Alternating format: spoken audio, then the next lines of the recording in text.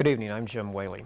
In Hollywood's history, there have been quite a few actors who have been very popular, but not very good actors. There have also been some very good actors who have also been not very popular.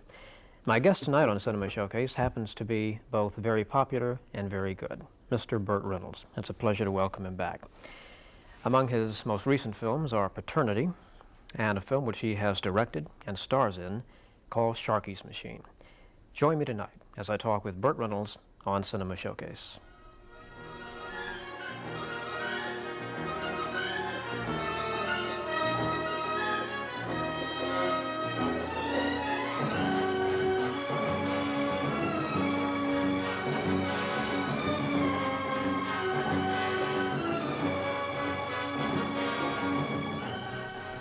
Thank you very much for joining Cinema Showcase tonight, and join me right now in welcoming Burt Reynolds. Burt, as always, it's a pleasure to have you here. Thank you, Tim. When you first decided to direct Sharky's Machine yourself, did you have any doubts that this might be too heavy a subject, perhaps? Because the book, let's face it, is a dramatic, powerful book. I thought there was some minefields in the popular sense of how much money it would make in terms of, well, whether anyone was ready for me to be in that kind of a violent movie, and it is violent. But I also felt that it was so strong a story, so well written, and so cinematic, the book. And when I go see, Midnight Express or whatever, whether there is that kind of violence, but it comes out of, seems to come out of truth. Mm-hmm.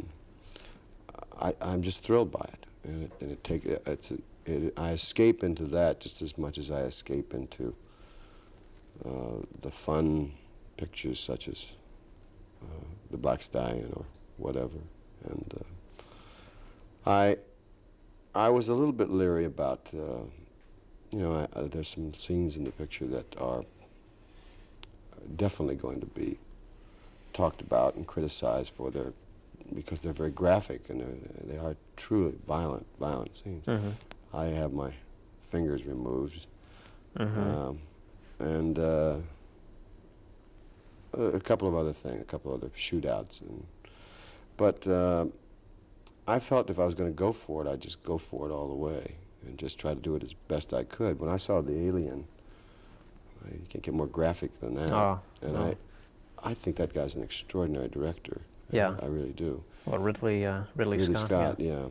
And I don't know about you, but it scared the hell out of me. Yeah. And I hope we do that. There are movies out that are doing so well that are not.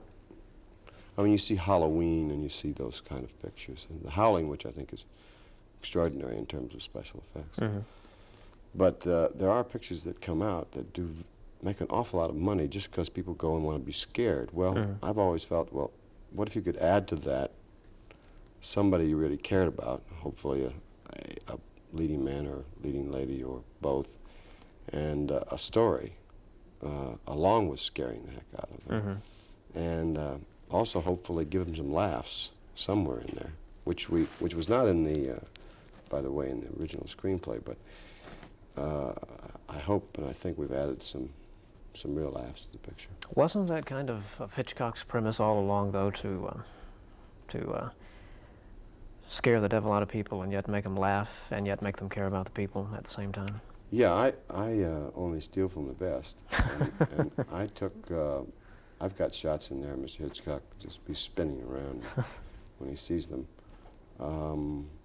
Also, Orson Welles told me that the first shot in the movie is the most important shot in the movie, that it must be the most exciting shot.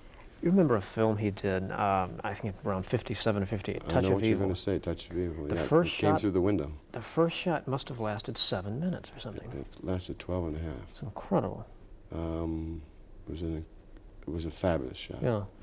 And he shot that picture in about 28 days because he was under a lot of pressure. Universal didn't want to do it. Yeah. I have an opening shot quite like that. I mean, I think it's just takes your breath away. We have some chase sequences, and also, I must say that Atlanta has never. We shot this in Fuji film, and they've now got it down to 2 stops where you can light a match and practically do a scene, and it doesn't have that green. Everybody doesn't look, like they're going to die in about 10 seconds. I think that they're going to, if they don't give all the other Eastman Color and all the other people a lot of trouble with this, and Eastman's already running around like crazy trying to catch up to them. Yeah. And I think they will, and I think that's the American way. I mean, I think what happens is that somebody brings in a better product, and then we finally get off our duff and fix it, Come up with one just like it. Yeah, but this film is unbelievable film. And because of that, I was able to shoot in places that you couldn't ordinarily shoot without putting 8 million lights down the street. And I think I shot the city the way nobody's ever seen it before, and it is a beautiful city. It really is, has a fabulous skyline. And we shot the underbelly of the city, and then we shot parts of it that are just so beautiful that you just, you'll say, wow, I didn't know that was here. All right, now how would you describe your working relationship with Bill Fraker, your cinematographer, because he's one of the best? Is it a question of you saying, Bill, I want you to do this, or does he come to you and say, Burt, I think the shot would look better this way? Well, our relationship goes back a long ways, and it's a rather interesting story. He directed the photography on Gator, and when I went to do Gator, it was the first picture I was going to direct. And I sort of had in my mind's eye that it would look a little bit like Bound for Glory. And I took Bill, not very naively, to see a couple of films that had that look. I said, this is the look I want. And he said, fine, fine. And all the time he was thinking, okay, kid, just look down, let's take this picture down and get out of here. Then I was pushed down to some couple of cameras that I didn't want, which I won't mention the name of the cameras, and I won't mention the name of the film that we used. But we shot the film, and I suddenly realized about 4 weeks into the picture, I'm a little slow, that I had myself a nice little Technicolor, good old boy movie, but I didn't have the look that I wanted, and I had the setups that I wanted. And so this time and I loved Billy because his enthusiasm and just of who he is. He's the highest paid cinematographer in the business, and yet he has not won the acclaim that the Zygmunds and the Laszlo Kovacs and some of these other people have. But the reason that he's the highest paid is because he really is the pappy. He's the guy who did all those things first. And a lot of his operators have gone on to become major stars as cameramen. Well, when we started to do the picture, I call him Pappy, and I said, Pappy, look, you really messed me around the last time, and I don't want you to do that this time. Now, this is the kind of picture I want to shoot, and this is the look that I'm going to have. Now, if you're not going to do that for me, then just walk away. And he said, well, you were naive then, and he said, I didn't treat you right, and he said, you're a hell of a lot smarter now, and he said, we'll make it together, and he said, every time you don't like what you see, we'll shoot it over again. And we've just had the best time of our lives. I mean, there's been times when, to make a long story long, to answer your question, there's been times when I've looked through the camera and said, no, I don't like the setup, and always you want to be a little tighter or a little looser or bring in something from the side or something, generally. But I say always. With me, it's 80% of the time, because in your mind's eye as a director, you have a way you want to shoot it. But the wonderful thing about Bill is that he'll go to rushes and get so excited about what he sees. And somewhere deep inside you say, we did it. I didn't do it, we did it. We made the movie together. And it's just been a terrific experience. I wish I could have him on every picture. Yeah. There was some talk when the picture began shooting that Clint Eastwood might direct it. Was there any truth in that? Yeah. There, when Borman fell out, I ran to Clint because I thought that it was his type of film. I thought he'd do a good job. And Clint and I have this standing agreement that I'm going to direct him in a film and he's going to direct me in a film. And I thought I'd get this one out of the way right away so I could have mine. And also I thought it would appeal to him, and he loved the script. He really was crazy about it. But he's just going into a major leap for him artistically. It's almost, he's using miniatures almost as much as Spielberg did in 1941. And he's been preparing this picture for about 2 years now. And he's gotten artistically and critically what I never have from Bronco Billy. I think he was robbed. I think, you know, they were looking under a rock last year for people to nominate, and they ignored him. But then I'm sure they'll keep on ignoring the two of us forever. But he really felt, after I talked to him right after the reviews came in from Bronco Billy, and it wasn't doing that well. It didn't do that well financially. And I said, how do you feel? And he said, I feel like $8 million. He said, they'll never be able to take this away from me. You know, he said, this is all I've ever wanted. He said, I sit here and I read what they say, and now I can go off and do what I want to do. So when I asked him to do this, he just couldn't fit it into the schedule. So I then called Borman, holding my breath, and said, who do you think is the best guy in the world to direct this film? And he said, there's nobody in the world that should direct except you. And so I said, what a smart man you are. All right, now, how can you be really objective about directing yourself? Well, you have to take a tremendous jolt to the ego. You know, you really have to stop. The first thing that you do, which happened to me in Gator, it didn't happen in the end. I think the end was, for the kind of film it was, and it has become a sort of a cult film. I mean, it plays along with Harold and Maude and what's the other one that Carl Reiner directed with? Oh, not Going Ape, is it? No, it's the same lady that's in yeah, all I can't think of it either. Where's Papa? Yeah. The three of them play down in Santa Monica Boulevard all year long, and in L.A. And I felt that the end, for the kind of film it was a very well done film. But what you have to do, the first thing that happens is that you neglect yourself, because you don't want.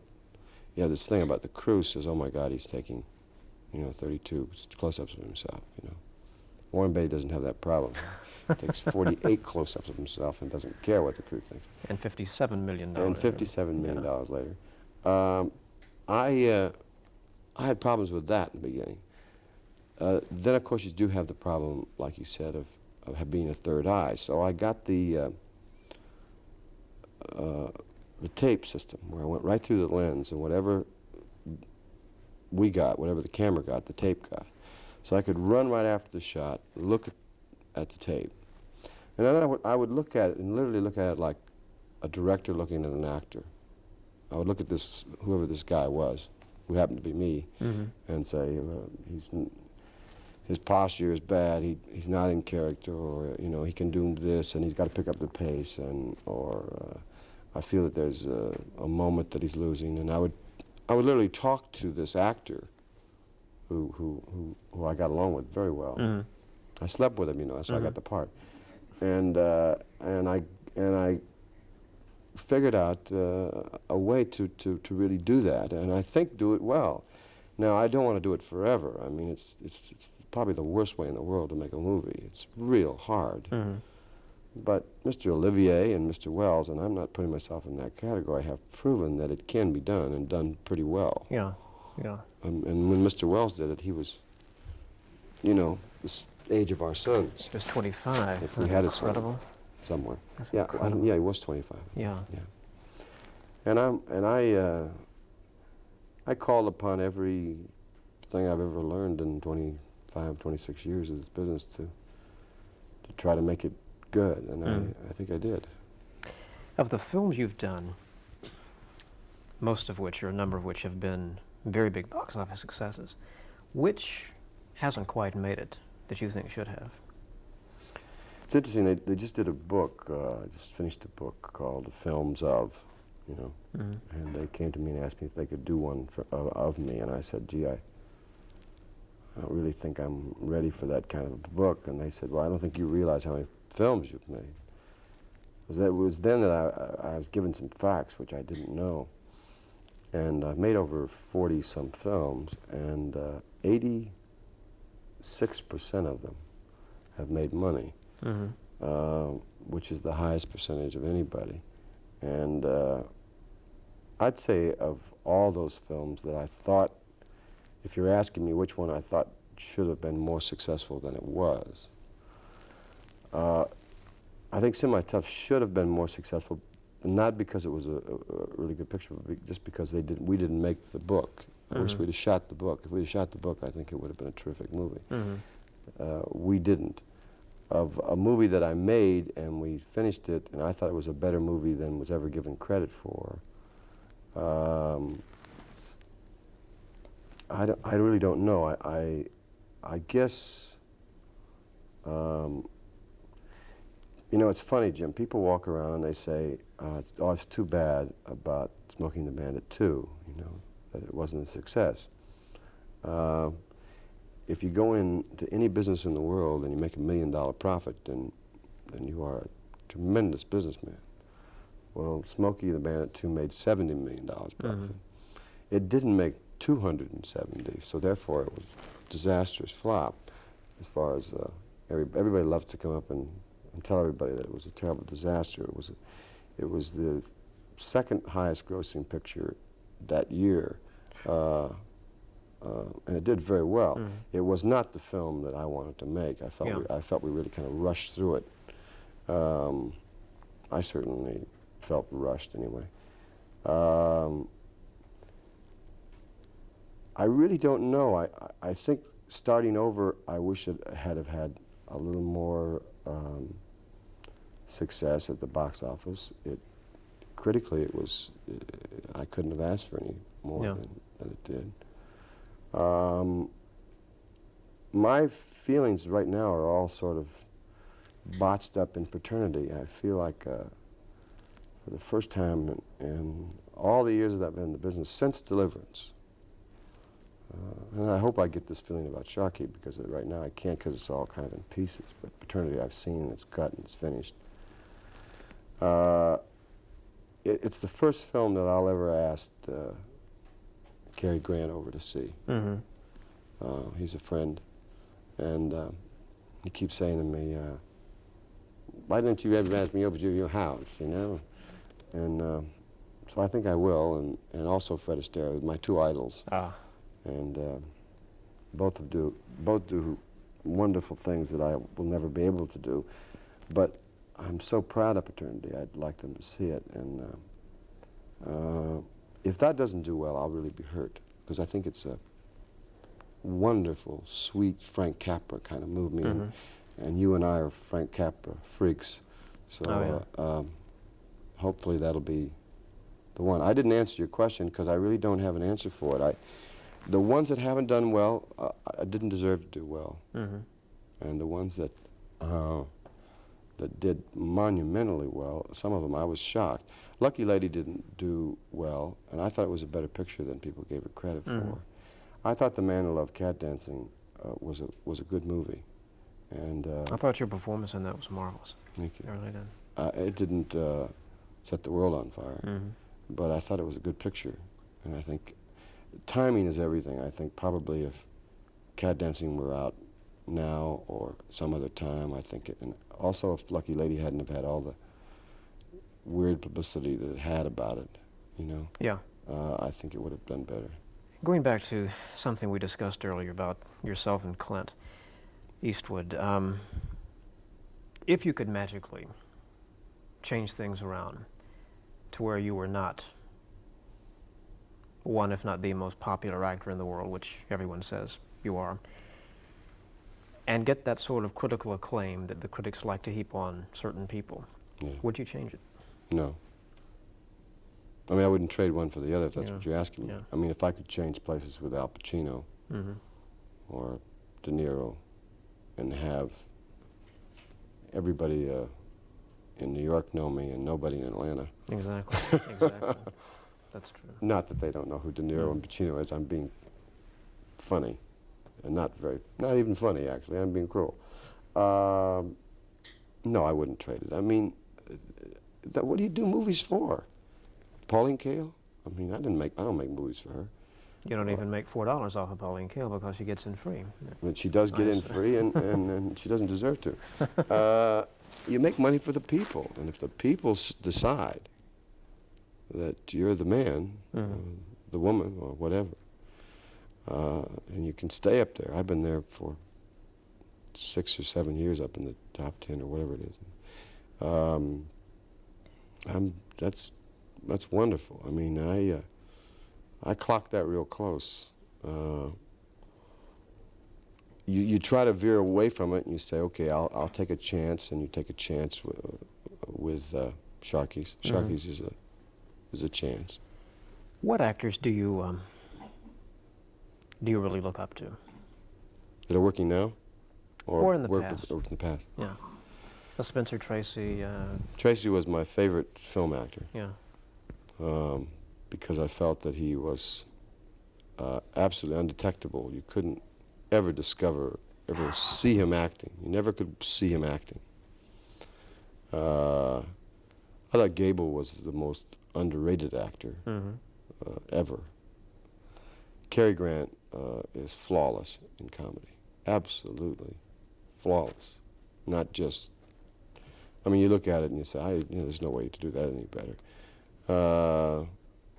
And then there are the actors, you know. I mean, Hepburn blows me away. I just crazy about her work. I think it's partly of her persona and who she is and all that too. I mean, I think even though she doesn't want to admit it, it's Hepburn that we're in love with, you know. What about Betty Davis? And Betty's a friend, and we write each other silly notes all the time, and we have this really funny relationship. And yeah, there's her work, her best work, and I'm really angry that Betty can't get a job. You know, I mean, it's really hard for Betty to get to work unless she wants to play some crazy old lady garage mechanic kind of television movie. And it's stupid. It's really dumb.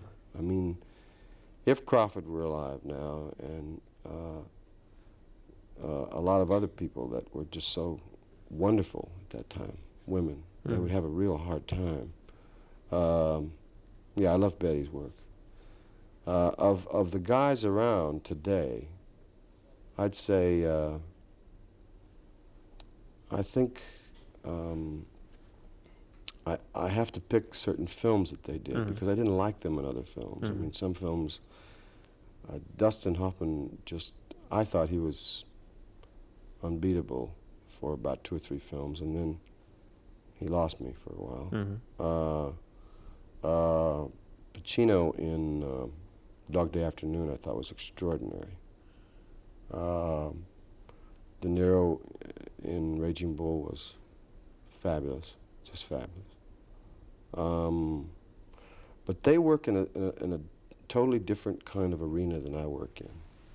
And what's interesting is that Joe Pesci, who I think should have gotten the Academy Award for Best Supporting Actor, was up for Nosh in my picture. And we had 5 meetings, and his agent is Bob De Niro.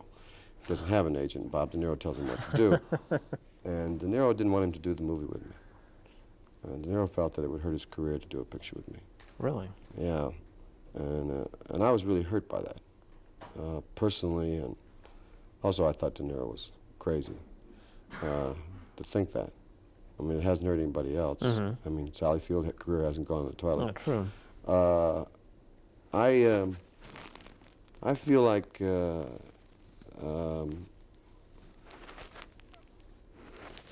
feel like there's a couple of young guys coming. Robbie Benson, I think, will do just mind-boggling work in the I future. agree.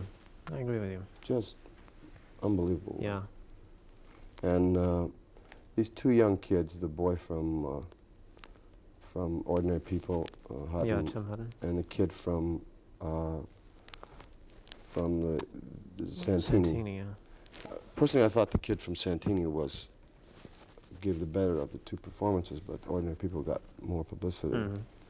And also, it was one of those kind of parts where you're painted into a corner, and the audience sympathy just immediately just heaped upon you. You Yeah.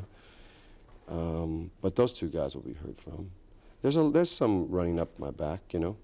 Travolta is going to spring out again. He's got enormous charisma, and he needs the right picture and the right director. Mhm. But if he gets in the right picture, the right director, he can do all the things that Monty Clift did and still have enormous sex appeal. It's when that charisma can be combined with talent, with the right director, Right. that it works. And I like John Travolta. Mhm. I think he's a nice man. I think he's a good man. Yeah. We are out of time.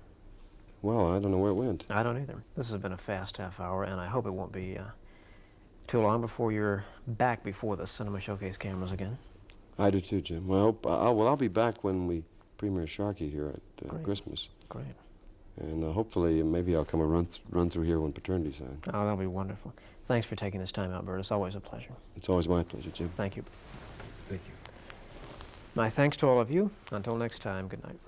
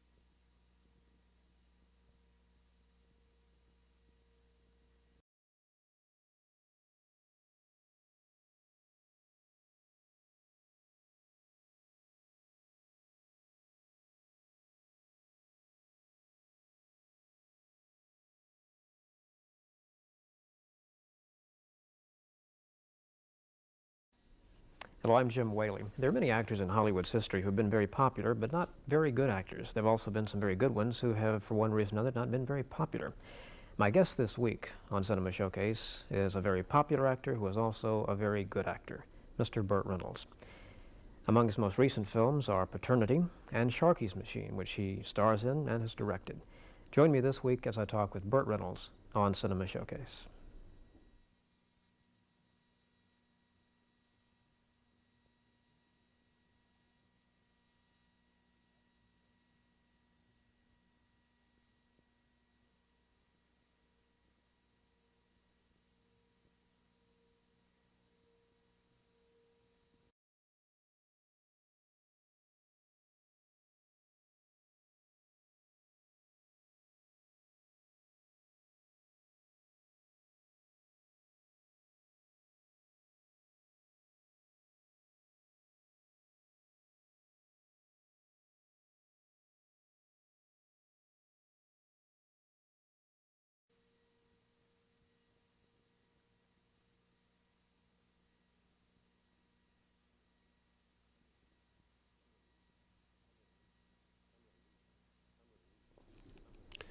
I'm going to read this. That's why I have these glasses. But I'm going to read it, not because I don't believe in what I'm saying, but because it has the facts here. Okay? I'm a member of Channel 30 because I believe in public broadcasting. I want to show my support for Atlanta's public television station. Now, you can support Channel 32 by volunteering for Warehouse 30, Atlanta's first public broadcasting auction. Just call Channel 30 auction office at 873-4471. They can't make it work without your help, and you don't want to be left out. Call 873-4471 and volunteer your services to Warehouse 30. Just call in and say, the guy with the glasses that didn't fit said to tell you to call in. My name is Burt Reynolds. Thank you.